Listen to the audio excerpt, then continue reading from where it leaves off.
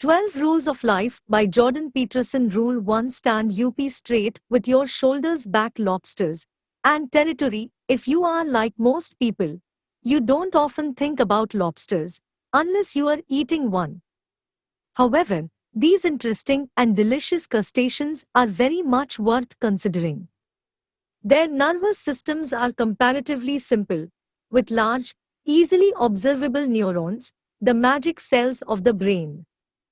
Because of this, scientists have been able to map the neural circuitry of lobsters very accurately. This has helped us understand the structure and function of the brain and behavior of more complex animals, including human beings. Lobsters have more in common with you than you might think, particularly when you are feeling crabby. Haha. Lobsters live on the ocean floor.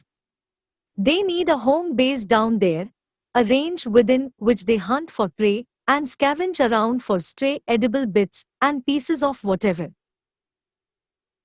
rains down from the continual chaos of carnage and death far above. They want somewhere secure, where the hunting and the gathering is good. They want a home. This can present a problem, since there are many lobsters. What if two of them occupy the same territory, at the bottom of the ocean, at the same time, and both want to live there?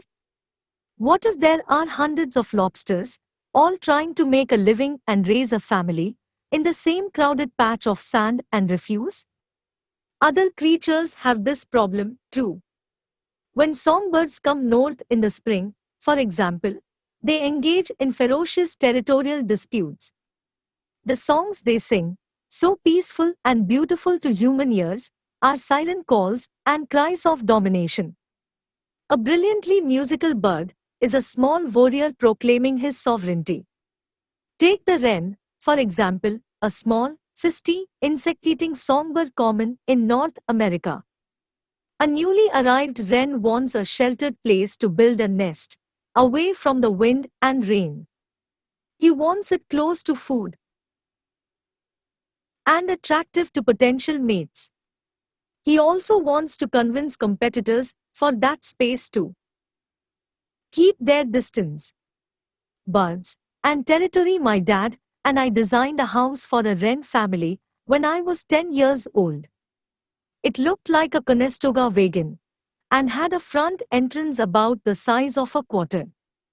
This made it a good house for wrens, who are tiny, and not so good for other, larger birds, who couldn't get in.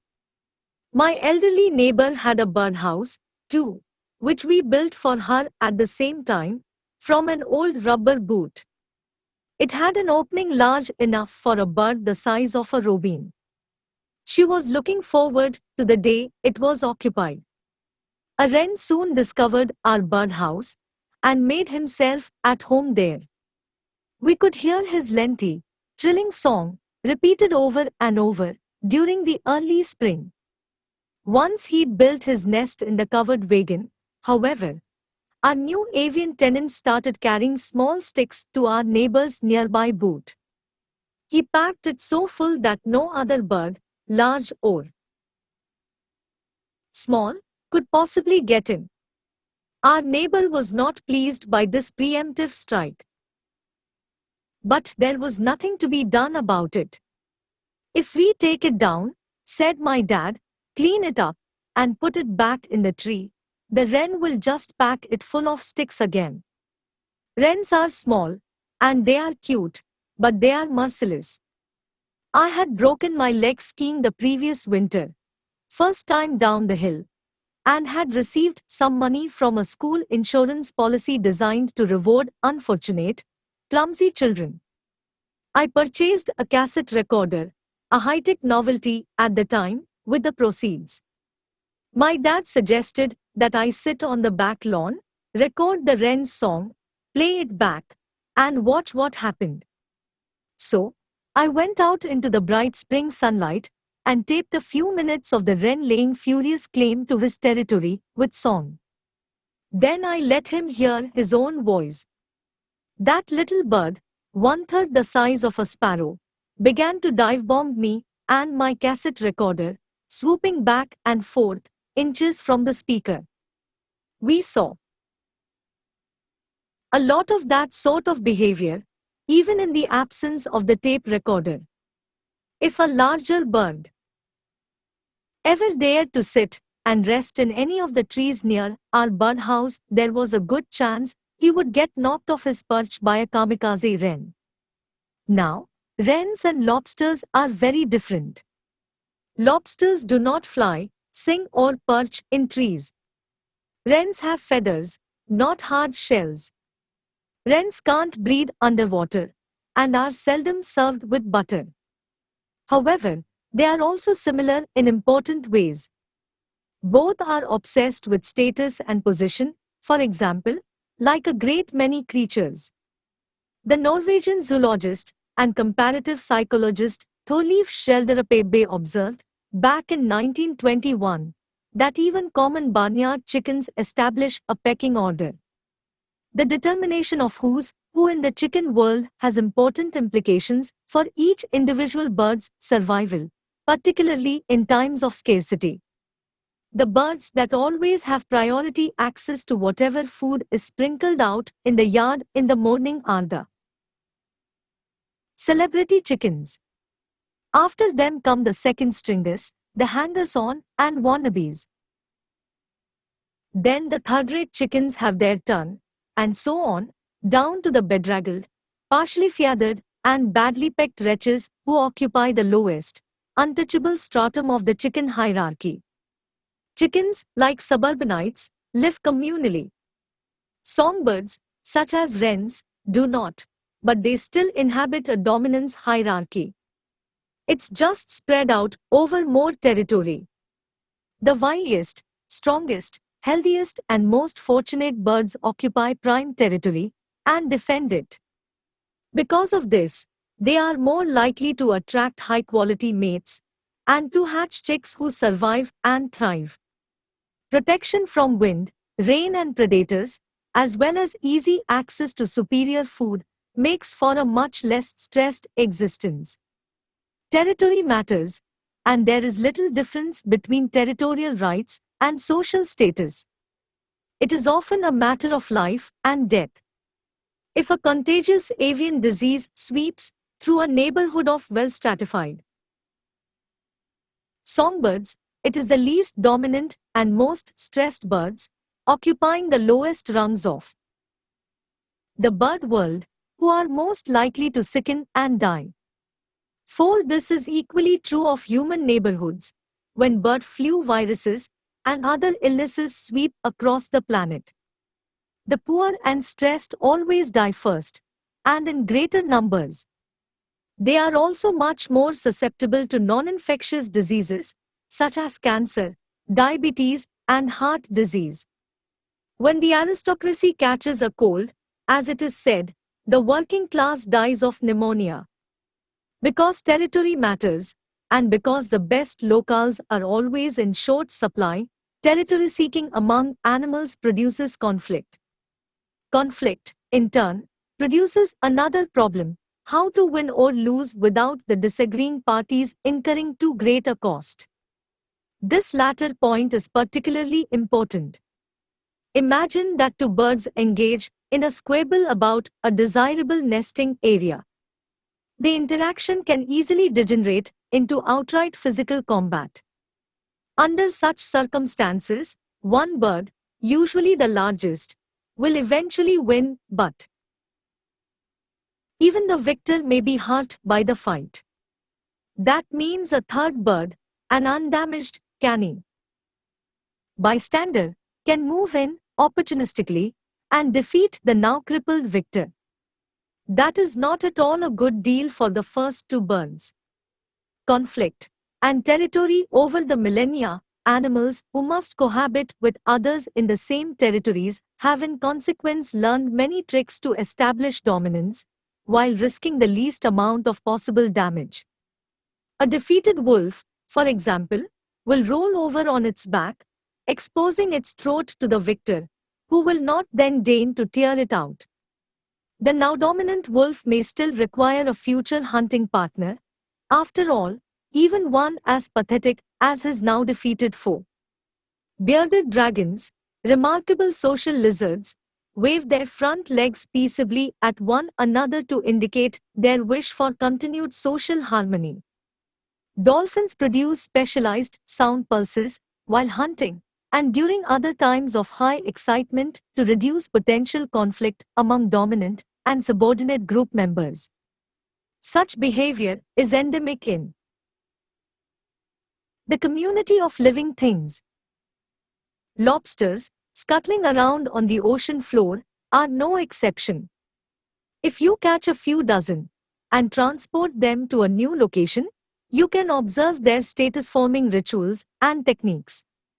Each lobster will first begin to explore the new territory, partly to map its details and partly to find a good place for shelter. Lobsters learn a lot about where they live, and they remember what they learn. If you startle one near its nest, it will quickly zip back and hide there. If you startle it some distance away, however, it will immediately dart towards the nearest suitable shelter, previously identified and now remembered. A lobster needs a safe hiding place to rest, free from predators and the forces of nature. Furthermore, as lobsters grow, they molt or shed their shells, which leaves them soft and vulnerable for extended periods of time. A burrow under a rock makes a good lobster home, particularly if it is located where shells and other detritus can be dragged into place to cover the entrance, once the lobster is snugly ensconced inside. However, there may be only a small number of high-quality shelters or hiding places in each new territory. They are scarce and valuable. Other lobsters continually seek them out. This means that lobsters often encounter one another when out exploring.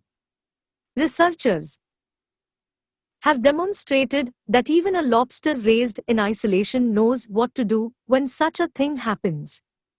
It has complex defensive and aggressive behaviors built right into its nervous system. It begins to dance around like a boxer, opening and raising its claws, moving backward, forward, and side to side, mirroring its opponent, waving its open claws back and forth. At the same time, it employs special jets under its eyes to direct streams of liquid at its opponent. The liquid spray contains a mix of chemicals that tell the other lobster about its size, sex, health, and mood. Sometimes one lobster can tell immediately from the display of claw size that it is much smaller than its opponent and will back down without a fight. The chemical information exchanged in the spray can have the same effect, convincing a less healthy or less aggressive lobster to retreat. That's dispute resolution level 1. If the two lobsters are very close in size and apparent ability, however, or if the exchange of liquid has been insufficiently informative, they will proceed to dispute resolution level 2. With antennae whipping madly and claws folded downward, one will advance and the other retreat. Then the defender will advance and the aggressor retreat. After a couple of rounds of this behavior, the more nervous of the lobsters may feel that continuing is not in his best interest. He will flick his tail reflexively, dart backwards, and vanish to try his luck elsewhere. If neither blinks, however, the lobsters move to level 3, which involves genuine combat. This time, the now enraged lobsters come at each other viciously, with their claws extended to grapple. Each tries to flip the other on its back. A successfully flipped lobster will conclude that its opponent is capable of inflicting serious damage. It generally gives up and leaves, although it harbors intense resentment and gossips endlessly about the victor behind its back.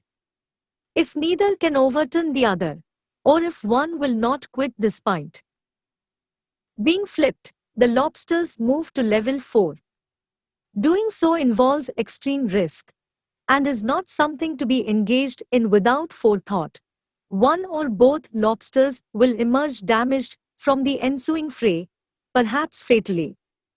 The animals advance on each other with increasing speed. Their claws are open, so the animals advance on each other with increasing speed. Their claws are open, so they can grab a leg, or antenna, or an eye stalk, or anything else exposed and vulnerable. Once a body part has been successfully grabbed, the grabber will tail flick backwards, sharply, with claw clamped firmly shut, and try to tear it off. Disputes that have escalated to this point typically create a clear winner and loser. The loser is unlikely to survive, particularly if he or she remains in the territory occupied by the winner, now a mortal enemy.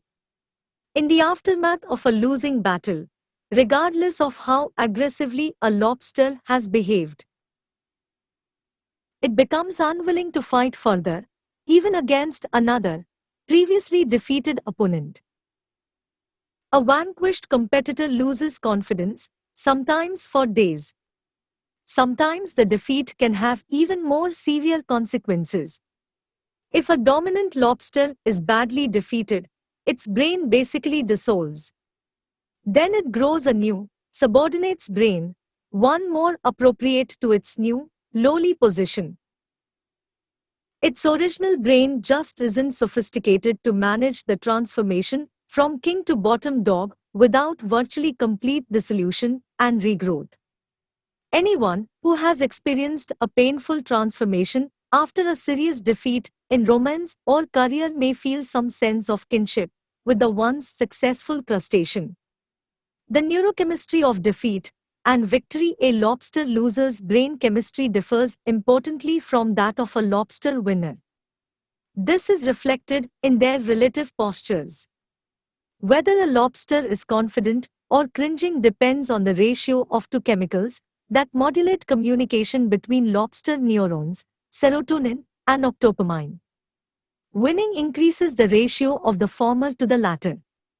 A lobster with high levels of serotonin and low levels of octopamine is a cocky, strutting sort of shellfish, much less likely to back down when challenged.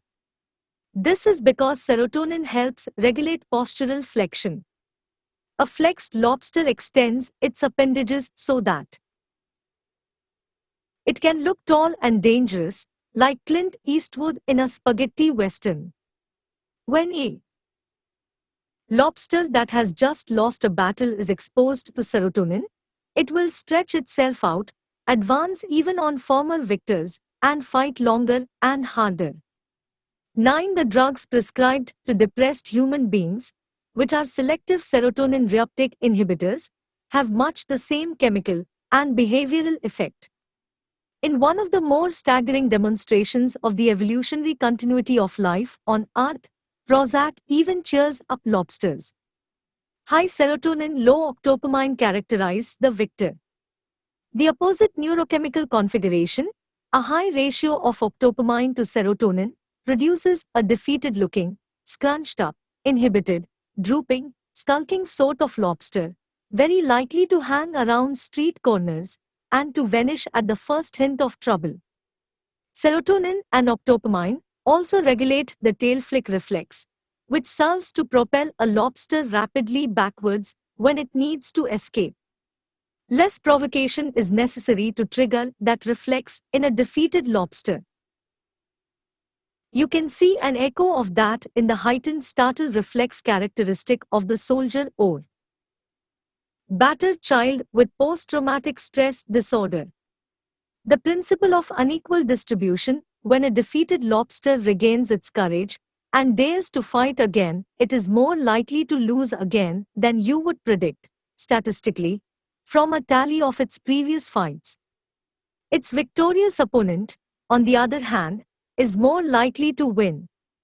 It's winner-take-all in the lobster world, just as it is in human societies, where the top 1% have as much loot as the bottom 50% 11, and where the richest 85 people have as much as the bottom 3, $1.5 billion. That same brutal principle of unequal distribution applies outside the financial domain, indeed, anywhere that creative production is required. The majority of scientific papers are published by a very small group of scientists. A tiny proportion of musicians produces almost all the recorded commercial music. Just a handful of authors sell all the books. A million and a half separately titled books sell each year in the US. However, only 500 of these sell more than 100,000 copies. Similarly, just 4 classical composers, Bach, Beethoven, Mozart, and Tchaikovsky, wrote almost all the music played by modern orchestras. Bach, for his part, composed so prolifically that it would take decades of work merely to hand-copy his scores, yet only a small fraction of this prodigious output is commonly performed. The same thing applies to the output of the other 3 members of this group of hyperdominant composers. Only a small fraction of their work is still widely played. Thus, a small fraction of the music composed by a small fraction of all the classical composers who have ever composed makes up almost all the classical music that the world knows and loves. This principle is sometimes known as Price's law, after Derek J. de Sola Price, the researcher who discovered its application in science in 1963. It can be modeled using an approximately L-shaped graph with number of people on the vertical axis and productivity or resources on the horizontal. The basic principle had been discovered much earlier. Wilfredo Pareto, 1848 to 1923, an Italian polymath, noticed its applicability to wealth distribution in the early 20th century, and it appears true for every society ever studied, regardless of governmental form. It also applies to the population of cities. A very small number have almost all the people, the mass of heavenly bodies. A very small number hold all the matter, and the frequency of words in a language. 90% of communication occurs using just 500 words, among many other things. Sometimes it is known as the Matthew Principle, Matthew 25:29, derived from what might be the harshest statement ever attributed to Christ. To those who have everything, more will be given. From those who have nothing, everything will be taken. You truly know you are the Son of God when your dicta apply even to crustaceans. Back to the fractious shellfish, it doesn't take that long before lobsters, testing each other out, learn who can be messed with and who should be given a wide berth, and once they have learned, the resultant hierarchy is exceedingly stable.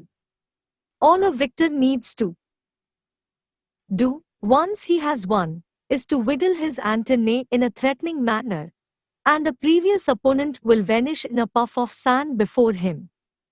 A weaker lobster will quit trying, accept his lowly status, and keep his legs attached to his body. The top lobster, by contrast, occupying the best shelter, getting some good rest, finishing a good meal, parades his dominance around his territory, rousting subordinate lobsters from their shelters at night, just to remind them who's their daddy. All the girls, the female lobsters, who also fight hard for territory during the explicitly maternal stages of their existence 14, identify the top guy quickly and become irresistibly attracted to him. This is brilliant strategy, in my estimation. It's also one used by females of many different species, including humans. Instead of undertaking the computationally difficult task of identifying the best man, the females outsource the problem to the machine-like calculations of the dominance hierarchy.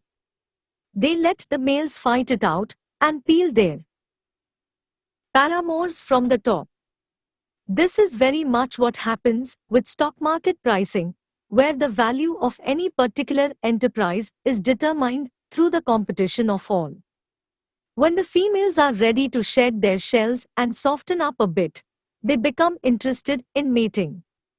They start hanging around the dominant lobster's pad, spraying attractive scents and aphrodisiacs towards him, trying to seduce him.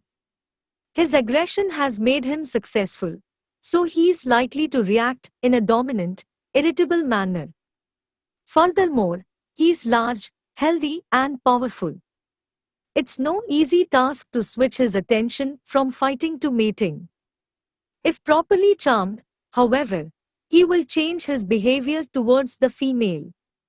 This is the lobster equivalent of 50 Shades of Grey, the fastest-selling paperback of all time, and the Eternal Beauty and the Beast plot of archetypal romance. This is the pattern of behavior continually represented in the sexually explicit literary fantasies that are as popular among women as provocative images of naked women are among men.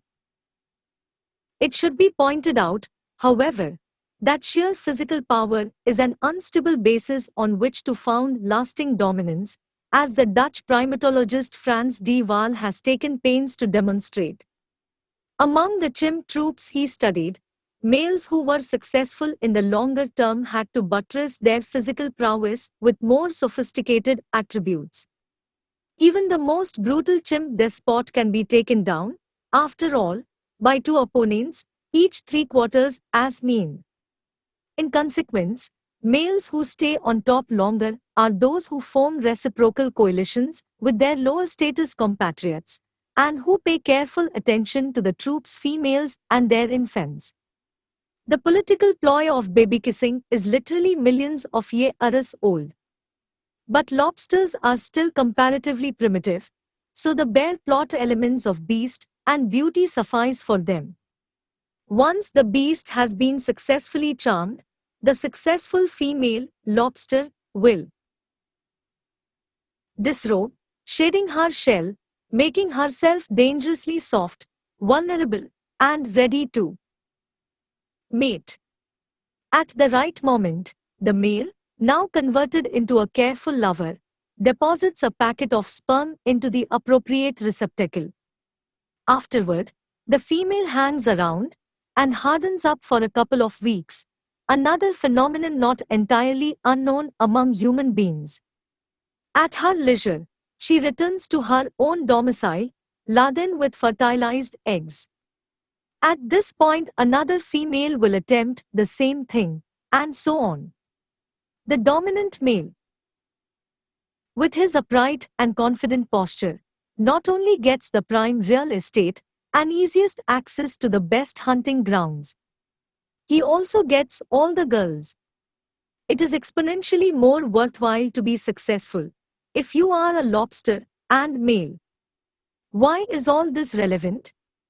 For an amazing number of reasons, apart from those that are comically obvious.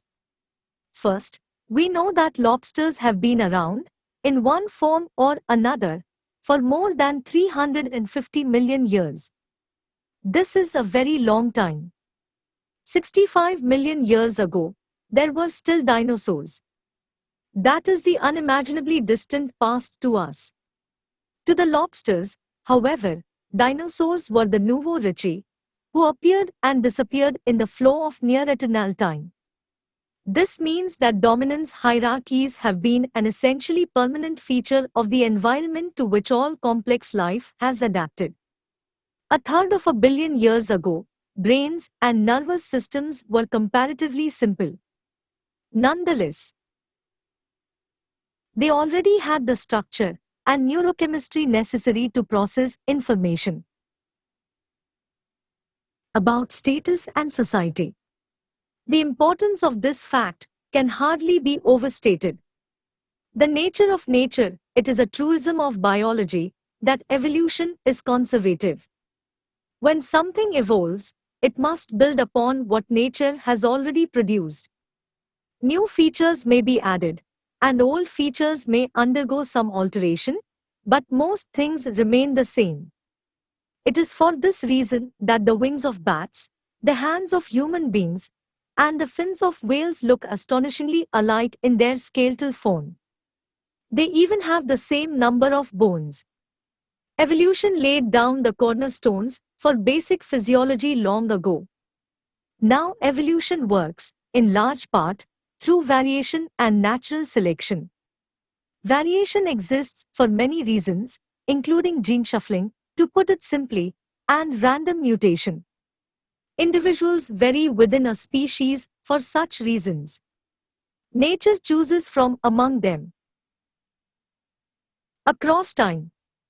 That theory, as stated, appears to account for the continual alteration of life forms over the eons. But there is an additional question lurking under the surface. What exactly is the nature in natural selection? What exactly is the environment to which animals adapt?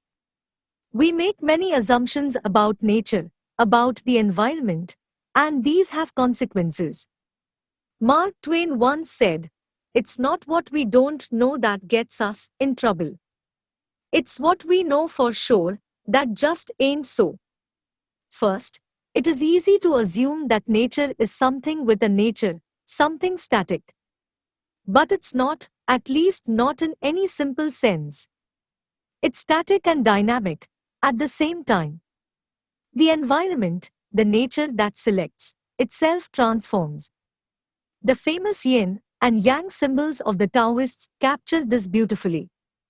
Being, for the Taoists, reality itself, is composed of two opposing principles, often translated as feminine and masculine, or even more narrowly as female and male. However, yin and yang are more accurately understood as chaos and order. The Taoist symbol is a circle enclosing twin serpents, head to tail. The black serpent, chaos, has a white dot in its head. The white serpent, order, has a black dot in its head. This is because chaos and order are interchangeable, as well as eternally juxtaposed. There is nothing so certain that it cannot vary. Even the sun itself has its cycles of instability. Likewise, there is nothing so mutable that it cannot be fixed. Every revolution produces a new order. Every death is, simultaneously, a metamorphosis. Considering nature as purely static produces serious errors of apprehension. Nature selects. The idea of selects contains implicitly nested within it the idea of fitness. It is fitness that is selected. Fitness, roughly speaking, is the probability that a given organism will leave offspring, will propagate its genes through time. The fit in fitness is therefore the matching of organismal attribute to environmental demand. If that demand is conceptualized as static, if nature is conceptualized as eternal and unchanging, then evolution is a never-ending series of linear improvements, and fitness is something that can be ever more closely approximated across time. The still powerful Victorian idea of evolutionary progress, with man at the pinnacle, is a partial consequence of this model of nature. It produces the erroneous notion that there is a destination of natural selection, increasing fitness to the environment, and that it can be conceptualized as a fixed point. But nature, the selecting agent, is not a static selector, not in any simple sense. Nature dresses differently for each occasion. Nature varies like a musical score, and that, in part, explains why music produces its deep intimations of meaning. As the environment supporting a species transforms and changes, the features that make a given individual successful in surviving and reproducing also transform and change. Thus, the theory of natural selection does not posit creatures matching themselves ever more precisely to a template specified by the world. It is more that creatures are in a dance with nature, albeit one that is deadly. In my kingdom, As the Red Queen tells Alice in Wonderland, you have to run as fast as you can just to stay in the same place. No one standing still can triumph, no matter how well constituted. Nature is not simply dynamic, either. Some things change quickly, but they are nested within other things that change less quickly. Music frequently models this, too. Leaves change more quickly than trees, and trees more quickly than forests. Weather changes faster than climate. If it wasn't this way, then the conservatism of evolution would not work, as the basic morphology of arms and hands would have to change as fast as the length of arm bones and the function of fingers. It's chaos, within order, within chaos, within higher order. The order that is most real is the order that is most unchanging, and that is not necessarily the order that is most easily seen. The leaf, when perceived, might blind the observer to the tree. The tree can blind him to the forest. And some things that are most real, such as the ever-present dominance hierarchy, cannot be seen at all. It is also a mistake to conceptualize nature romantically. Rich, modern city dwellers, surrounded by hot, baking concrete, imagine the environment as something pristine and paradisal, like a French Impressionist landscape. Ecoactivists, even more idealistic in their viewpoint, envision nature as harmoniously balanced and perfect, absent the disruptions and depredations of mankind. Unfortunately, the environment is also elephantiasis and guinea worms, don't ask, anopheles mosquitoes and malaria, starvation-level droughts, AIDS and the Black Plague. We don't fantasize about the beauty of these aspects of nature, although they are just as real as their Edenic counterparts. It is because of the existence of such things, of course, that we attempt to modify our surroundings, protecting our children, building cities and transportation systems, and growing food and generating power. If Mother Nature wasn't so hellbent on our destruction, it would be easier for us to exist in simple harmony with her dictates. And this brings us to a third erroneous concept, that nature is something strictly segregated from the cultural constructs that have emerged within it. The order within the chaos and order of being is all the more natural the longer it has lasted. This is because nature is what selects, and the longer a feature has existed, the more time it has had to be selected and to shape life. It does not matter whether that feature is physical and biological or social and cultural. All that matters, from a Darwinian perspective, is permanence, and the dominance hierarchy, however social or cultural it might appear, has been around for some 500 million years. It's permanent. It's real. The dominance hierarchy is not capitalism. It's not communism, either, for that matter. It's not the military-industrial complex. It's not the patriarchy, that disposable, malleable, arbitrary cultural artifact. It's not even a human creation, not in the most profound sense. It is instead a near-eternal aspect of the environment, and much of what is blamed on these more ephemeral manifestations is a consequence of its unchanging existence.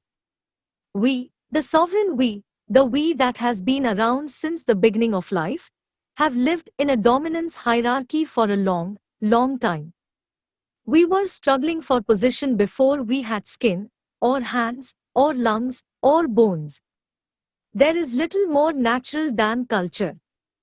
Dominance. Hierarchies are older than trees. The part of our brain that keeps track of our position in the dominance hierarchy is therefore exceptionally ancient and fundamental. It is a master control system, modulating our perceptions, values, emotions, thoughts, and actions. It powerfully affects every aspect of our being, conscious and unconscious alike. This is why, when we are defeated, we act very much like lobsters who have lost a fight. Our posture droops. We face the ground. We feel threatened, hurt, anxious, and weak. If things do not improve, we become chronically depressed. Under such conditions, we can't easily put up the kind of fight that life demands, and we become easy targets for harder-shelled bullies. And it is not only the behavioral and experiential similarities that are striking. Much of the basic neurochemistry is the same. Consider serotonin, the chemical that governs posture and escape in the lobster. Low-ranking lobsters produce comparatively low levels of serotonin. This is also true of low-ranking human beings, and those low levels decrease more with each defeat. Low serotonin means decreased confidence. Low serotonin means more response to stress and costlier physical preparedness for emergency, as anything whatsoever may happen, at any time, at the bottom of the dominance hierarchy, and rarely something good. Low serotonin means less happiness, more pain and anxiety, more illness, and a shorter lifespan among humans, just as among crustaceans. Higher spots in the dominance hierarchy, and the higher serotonin levels typical of those who inhabit them, are characterized by less illness, misery, and death, even when factors such as absolute income or number of decaying food scraps are held constant. The importance of this can hardly be overstated. Top and bottom, there is an unspeakably primordial calculator, deep within you, at the very foundation of your brain, far below your thoughts and feelings. It monitors exactly where you are positioned in society, on a scale of 1 to 10, for the sake of argument. If you are a number 1, the highest level of status, you are an overwhelming success. If you are male, you have preferential access to the best places to live and the highest quality food. People compete to do you favors. You have limitless opportunity for romantic and sexual contact. You are a successful lobster, and the most desirable females line up and vie for your attention. If you are female, you have access to many high-quality suitors, tall, strong and symmetrical, creative, reliable, honest, and generous. And, like your dominant male counterpart, you will compete ferociously, even pitilessly, to maintain or improve your position in the equally competitive female mating hierarchy. Although you are less likely to use physical aggression to do so, there are many effective verbal tricks and strategies at your disposal, including the disparaging of opponents, and you may well be expert at their use. If you are a low-status 10, by contrast, male or female, you have nowhere to live or nowhere good.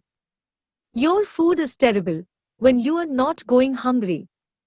You are in poor physical and mental condition. You are of minimal romantic interest to anyone unless they are as desperate as you. You are more likely to fall ill, age rapidly, and die young, with few, if any, to mourn you. Even money itself may prove of little use. You won't know how to use it, because it is difficult to use money properly, particularly if you are unfamiliar with it. Money will make you liable to the dangerous temptations of drugs and alcohol, which are much more rewarding if you have been deprived of pleasure for a long period. Money will also make you a target for predators and psychopaths, who thrive on exploiting those who exist on the lower rungs of society. The bottom of the dominance hierarchy is a terrible, dangerous place to be. The ancient part of your brain specialized for assessing dominance watches how you are treated by other people. On that evidence, It renders a determination of your value and assigns you a status. If you are judged by your peers as of little worth, the counter restricts serotonin availability. That makes you much more physically and psychologically reactive to any circumstance or event that might produce emotion, particularly if it is negative. You need that reactivity. Emergencies are common at the bottom, and you must be ready to survive. Unfortunately, that physical hyper-response, that constant alertness, burns up a lot of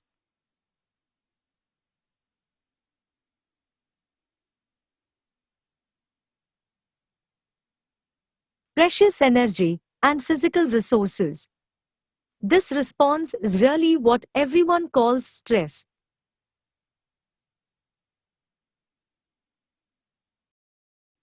And it is by no means only or even primarily psychological. It's a reflection of the genuine constraints of unfortunate circumstances. When operating at the bottom, the ancient brain counter assumes that even the smallest unexpected impediment might produce an uncontrollable chain of negative events, which will have to be handled alone, as useful friends are rare indeed on society's fringes. You will therefore continually sacrifice what you could otherwise physically store for the future, using it up on heightened readiness and the possibility of immediate panicked action in the present. When you don't know what to do, you must be prepared to do anything and everything in case it becomes necessary. You're sitting in your car with the gas and brake pedals both punched to the mat. Too much of that, and everything falls apart. The ancient counter will even shut down your immune system, expending the energy and resources required for future health now, during the crisis of the present. It will render you impulsive, so that you will jump, for example, at any short-term mating opportunities or any possibilities of pleasure, no matter how subpar, disgraceful or illegal. It will leave you far more likely to live or die carelessly for a rare opportunity at pleasure when it manifests itself. The physical demands of emergency preparedness will wear you down in every way. If you have a high status, on the other hand, the counter's cold, pre-reptilian mechanics assume that your niche is secure, productive, and safe, and that you are well buttressed with social support. It thinks the chance that something will damage you is low and can be safely discounted. Change might be opportunity instead of disaster. The serotonin flows plentifully. This renders you confident and calm, standing tall and straight, and much less on constant alert. Because your position is secure, the future is likely to be good for you. It's worthwhile to think in the long term and plan for a better tomorrow. You don't need to grasp impulsively at whatever crumbs come your way, because you can realistically expect good things to remain available. You can delay gratification without foregoing it forever. You can afford to be a reliable and thoughtful citizen. Malfunction sometimes, however, the counter mechanism can go wrong. Erratic habits of sleeping and eating can interfere with its function. Uncertainty can throw it for a loop. The body, with its various parts, needs to function like a well-rehearsed orchestra. Every system must play its role properly and at exactly the right time, or noise and chaos ensue. It is for this reason that routine is so necessary. The acts of life we repeat every day need to be automates. They must be turned into stable and reliable habits, so they lose their complexity and gain predictability and simplicity. This can be perceived most clearly in the case of small children, who are delightful and comical and playful when their sleeping and eating schedules are stable, and horrible and whiny and nasty when they are not.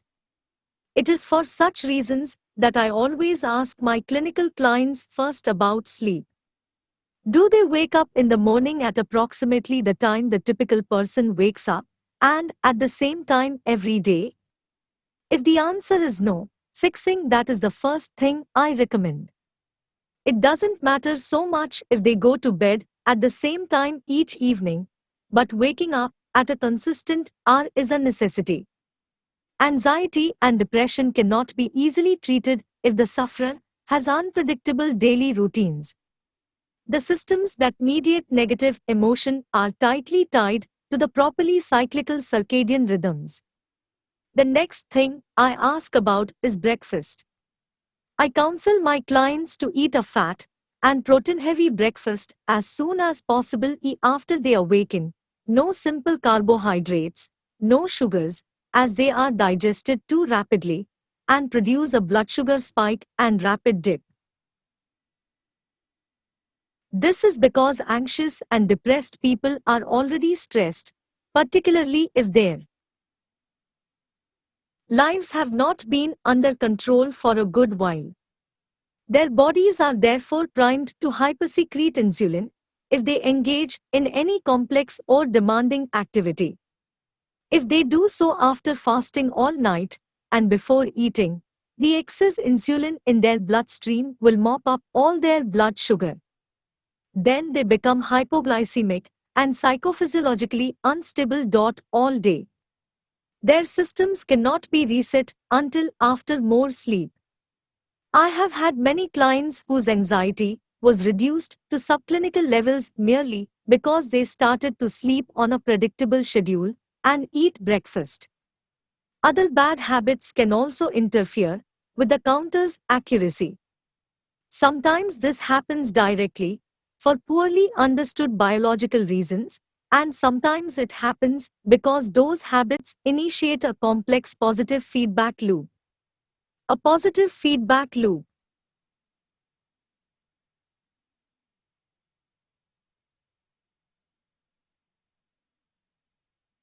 requires an input detector, an amplifier, and some form of output.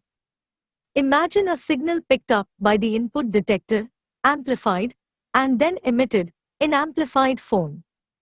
So far, so good.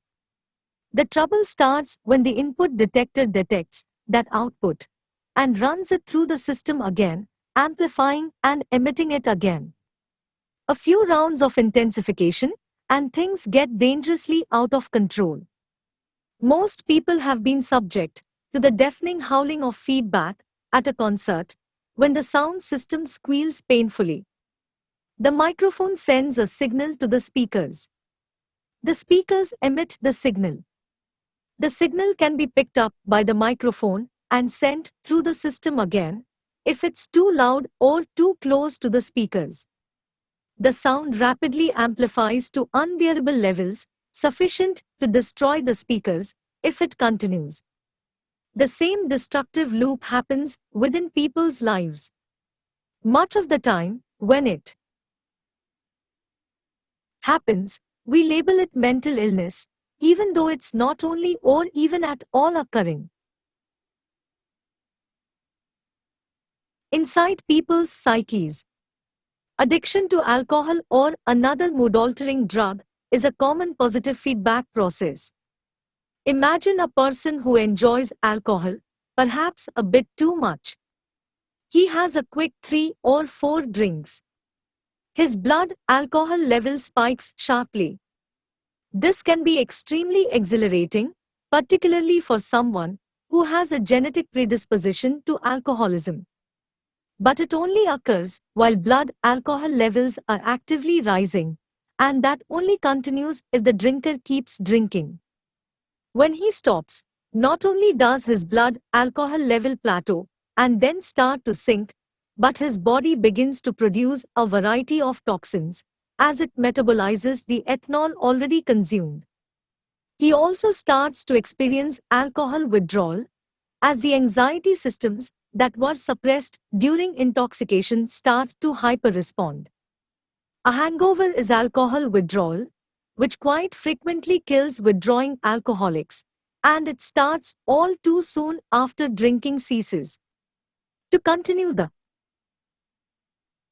warm glow and stave of the unpleasant aftermath, the drinker may just continue to drink until all the liquor in his house is consumed, the bars are closed, and his money is spent. The next day, the drinker wakes up, badly hungover. So far, this is just unfortunate. The real trouble starts when he discovers that his hangover can be cured with a few more drinks the morning after. Such a cure is, of course, temporary. It merely pushes the withdrawal symptoms a bit further into the future. But that might be what is required, in the short term, if the misery is sufficiently acute. So now he has learned to drink to cure his hangover. When the medication causes the disease, a positive feedback loop has been established. Alcoholism can quickly emerge under such conditions. Something similar often happens to people who develop an anxiety disorder, such as agoraphobia. People with agoraphobia can become so overwhelmed with fear that they will no longer leave their homes. Agoraphobia is the consequence of a positive feedback loop. The first event that precipitates the disorder is often a panic attack. The sufferer is typically a middle-aged woman who has been too dependent on other people. Perhaps she went immediately from over-reliance on her father to a relationship with an older and comparatively dominant boyfriend or husband, with little or no break for independent existence. In the weeks leading up to the emergence of her agoraphobia, such a woman typically experiences something unexpected and anomalous.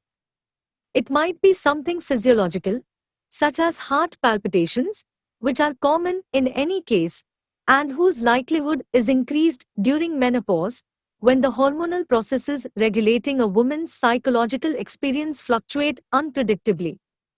Any perceptible alteration in heart rate can trigger thoughts both of heart attack and an all too public and embarrassing display of post-heart attack distress and suffering, death, and social humiliation constituting the two most basic fears. The unexpected occurrence might instead be conflict in the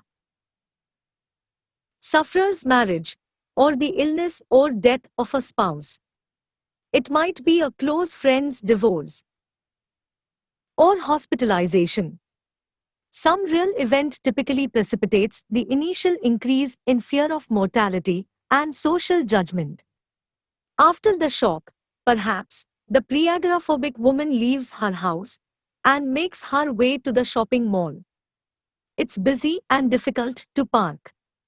This makes her even more stressed.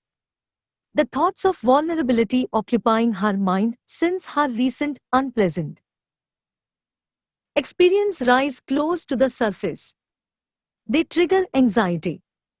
Her heart rate rises. She begins to breathe shallowly and quickly. She feels her heart racing and begins to wonder if she is suffering a heart attack. This thought triggers more anxiety. She breathes even more shallowly, increasing the levels of carbon dioxide in her blood.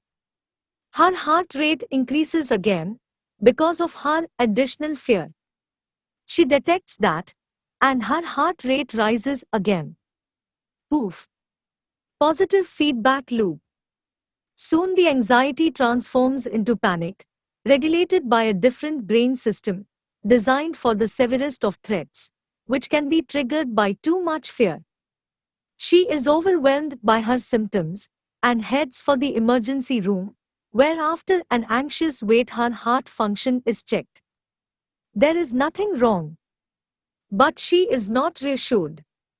It takes an additional feedback loop to transform even that unpleasant experience into full-blown agoraphobia.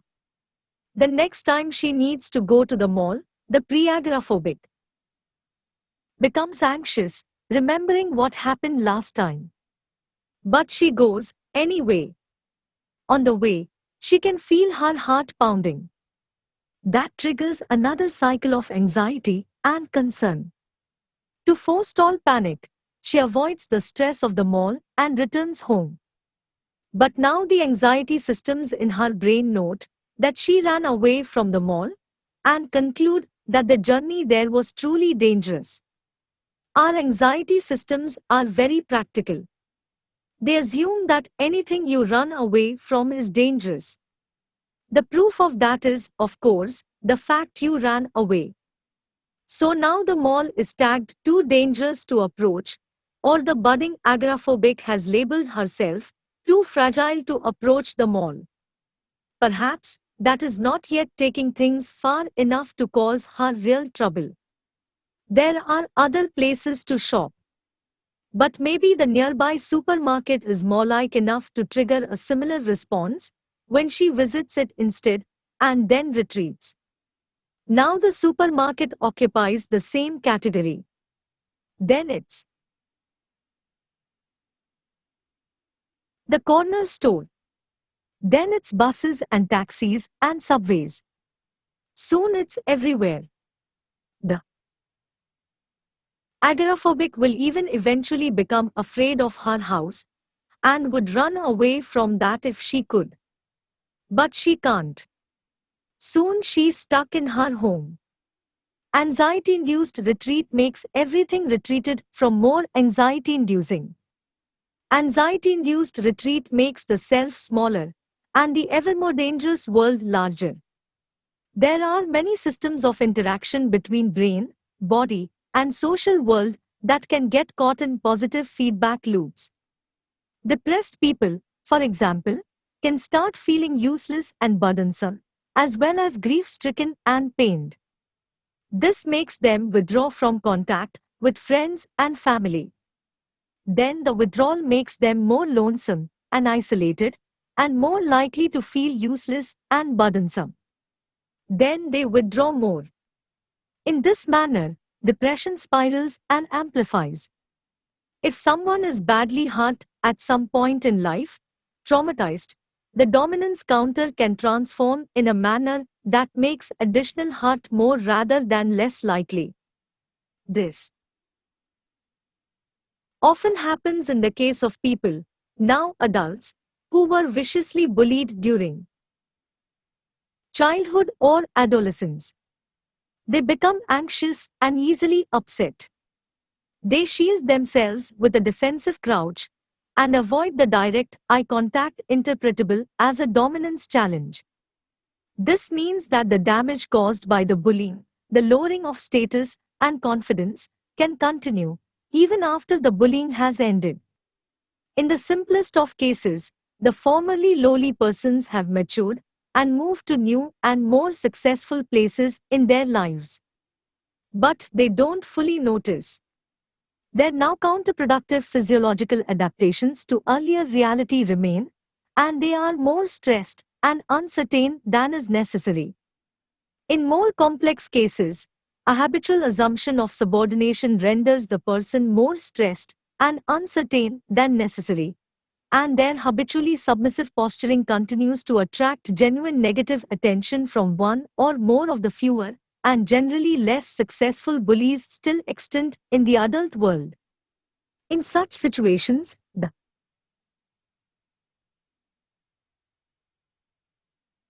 psychological consequence of the previous bullying increases the likelihood of continued bullying in the present, even though, strictly speaking, it wouldn't have to, because of maturation, or geographical relocation, or continued education, or improvement in objective status.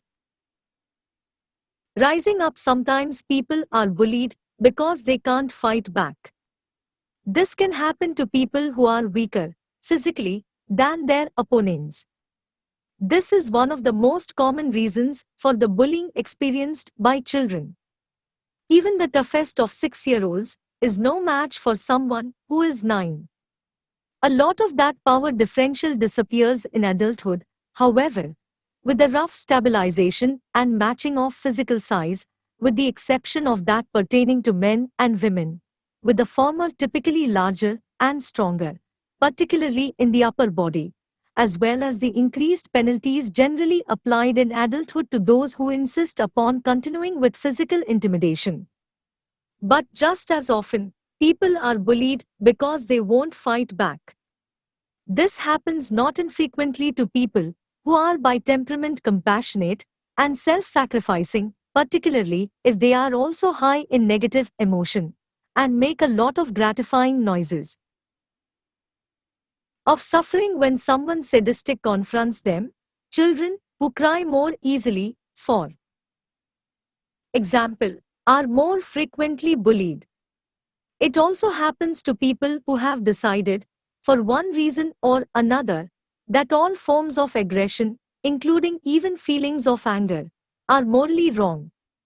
I have seen people with a particularly acute sensitivity to petty tyranny and over-aggressive competitiveness restrict within themselves all the emotions that might give rise to such things. Often they are people whose fathers, who were excessively angry and controlling. Psychological forces are never unidimensional in their value, however, and the truly appalling potential of anger and aggression to produce cruelty and mayhem are balanced by the ability of those primordial forces to push back against oppression, speak truth, and motivate resolute movement forward in times of strife, uncertainty, and danger. With their capacity for aggression straitjacketed within a too narrow morality, those who are only or merely compassionate and self-sacrificing and naive and exploitable cannot call forth the genuinely righteous and appropriately self-protective anger necessary to defend themselves. If you can bite, you generally don't have to. When skillfully integrated, the ability to respond with aggression and violence decreases rather than increases the probability that actual aggression will become necessary. If you say no early in the cycle of oppression, and you mean what you say, which means you state your refusal in no uncertain terms and stand behind it, then the scope for oppression on the part of oppressor will remain properly bounded and limited.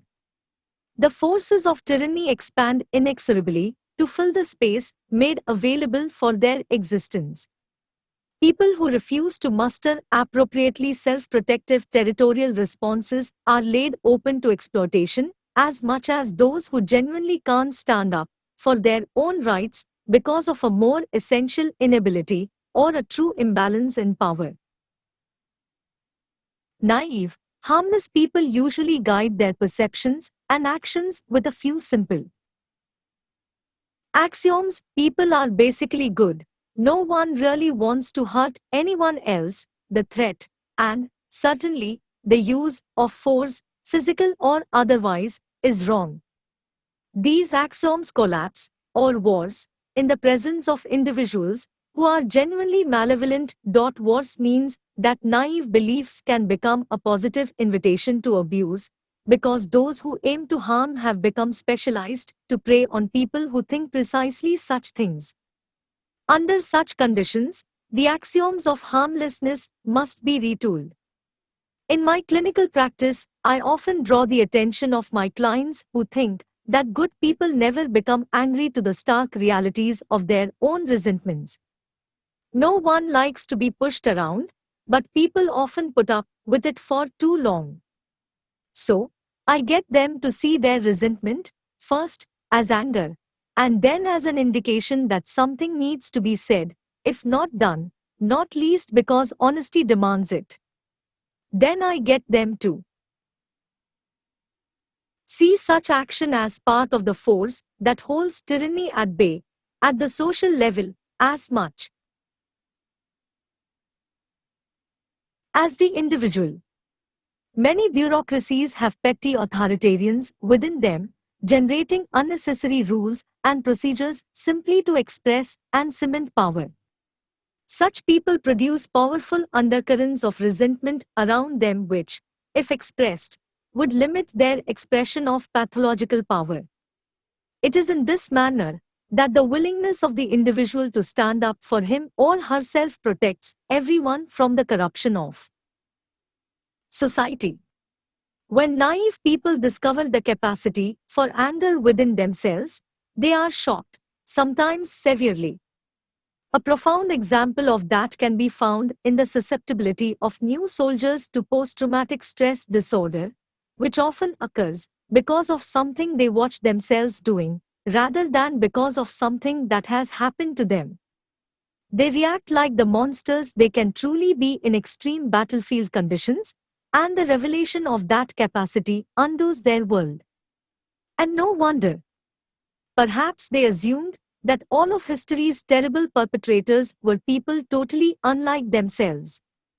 Perhaps they were never able to see within themselves the capacity for oppression and bullying, and perhaps not their capacity for assertion and success as well.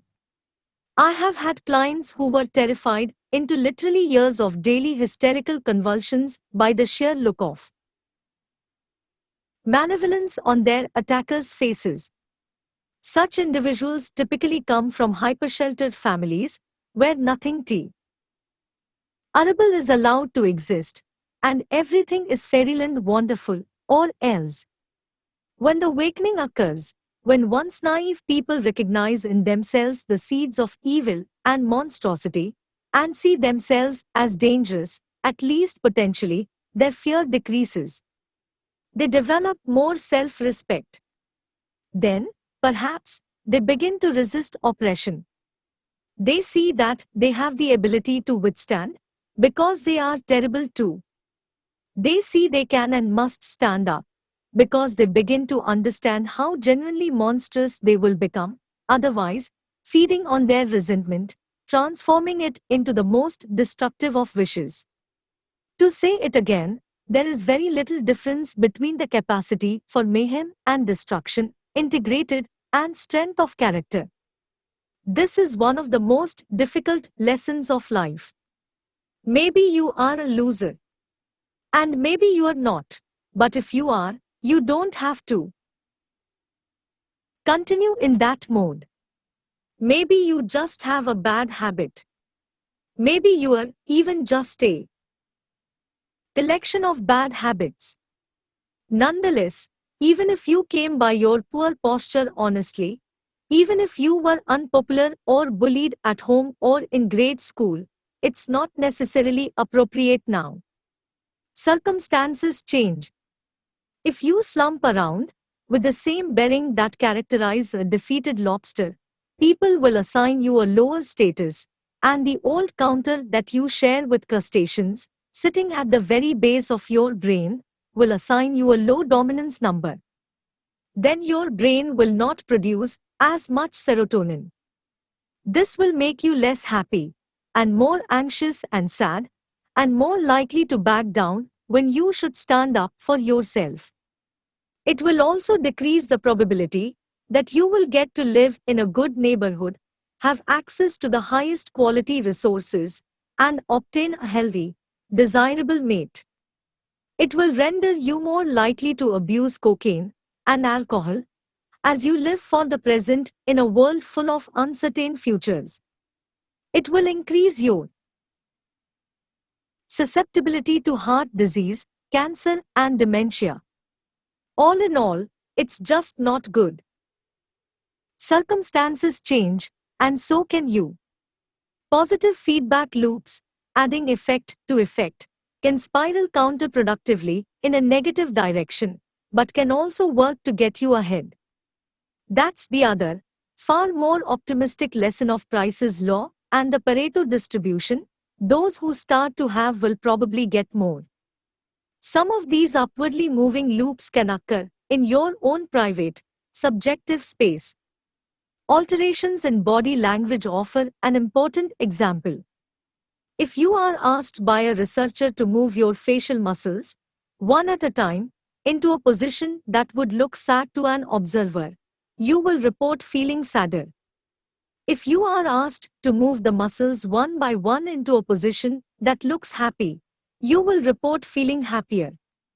Emotion is partly bodily expression and can be amplified or dampened by that expression.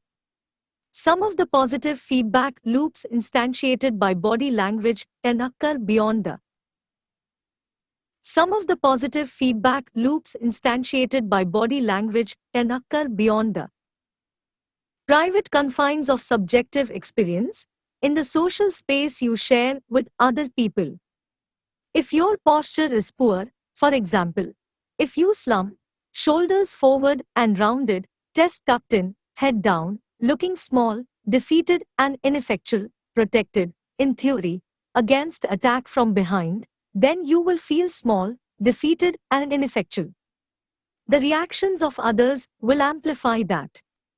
People, like lobsters, size each other up, partly in consequence of stance. If you present yourself as defeated, then people will react to you as if you are losing. If you start to straighten up, then people will look at and treat you differently. You might object, the bottom is real. Being at the bottom is equally real. A mere transformation of posture is insufficient to change anything that fixed. If you are in number 10 position, then standing up straight and appearing dominant might only attract the attention of those who want, once again, to put you down. And fair enough. But standing up straight with your shoulders back is not something that is only physical, because you are not only a body. You are a spirit, so to speak, a psyche, as well. Standing up physically also implies and invokes and demands standing up metaphysically. Standing up means voluntarily accepting the burden of being. Your nervous system responds in an entirely different manner when you face the demands of life voluntarily. You respond to a challenge instead of bracing for a catastrophe. You see the gold the dragon hoards. Instead of shrinking in terror from the autorial fact of the dragon, you step forward to take your place in the dominance hierarchy and occupy your territory, manifesting your willingness to defend, expand and transform it. That can all occur practically or symbolically, as a physical or as a conceptual restructuring. To stand up straight with your shoulders back is to accept the terrible responsibility of life with eyes wide open. It means deciding to voluntarily transform the chaos of potential into the realities of habitable order. It means adopting the burden of self-conscious vulnerability and accepting the end of the unconscious paradise of childhood, where finitude and mortality are only dimly comprehended. It means willingly undertaking the sacrifices necessary to generate a productive and meaningful reality. It means acting to please God, in the ancient language. To stand up straight with your shoulders back means building the ark that protects the world from the flood, guiding your people through the desert after they have escaped tyranny, making your way away from comfortable home and country, and speaking the prophetic word to those who ignore the widows and children. It means shouldering the cross that marks the X, the place where you and being intersect so terribly. It means casting dead, rigid and too tyrannical order back into the chaos in which it was generated. It means withstanding the ensuing uncertainty and establishing, in consequence, a better, more meaningful and more productive order. So, attend carefully to your posture. Quit drooping and hunching around. Speak your mind. Put your desires forward, as if you had a right to them, at least the same right as others. Walk tall and gaze forthrightly ahead. Dare to be dangerous. Encourage the serotonin to flow plentifully through the neural pathways desperate for its calming influence. People, including yourself, will start to assume that you are competent and able, or at least they will not immediately conclude the reverse. Emboldened by the positive responses you are now receiving, you will begin to be less anxious. You will then find it easier to pay attention to the subtle social clues that people exchange when they are communicating. Your conversations will flow better with fewer awkward pauses. This will make you more likely to meet people, interact with them, and impress them. Doing so will not only genuinely increase the probability that good things will happen to you, it will also make those good things feel better when they do happen. Thus strengthened and emboldened, you may choose to embrace being and work for its furtherance and improvement. Thus strengthened, you may be able to stand, even during the illness of a loved one, even during the death of a parent, and allow others to find strength alongside you when they would otherwise be overwhelmed with despair. Thus emboldened, you will embark on the voyage of your life, let your light shine, so to speak, on the heavenly hill, and pursue your rightful destiny. Then the meaning of your life may be sufficient to keep the corrupting influence of mortal despair at bay. Then you may be able to accept the terrible burden of the world and find joy. Look for your inspiration to the victorious lobster, with its 350 million years of practical wisdom. Stand up straight, with your shoulders back,